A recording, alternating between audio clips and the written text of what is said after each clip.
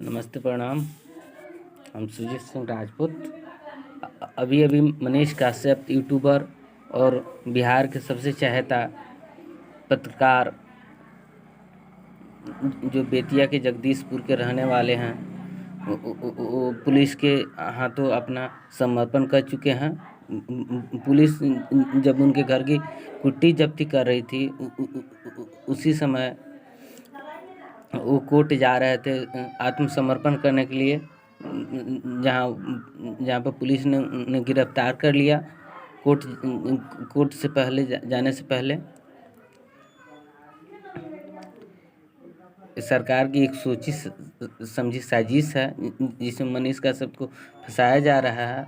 जो मनीष काश्यप ने दिखाया, उससे पहले कई इलेक्ट्रॉनिक मीडिया ने भी इस न्यूज़ को चलाया था, बट मनीष काश्यप की आवाज़ को दबाया जा रहा है, उनको फंसाया जा रहा है।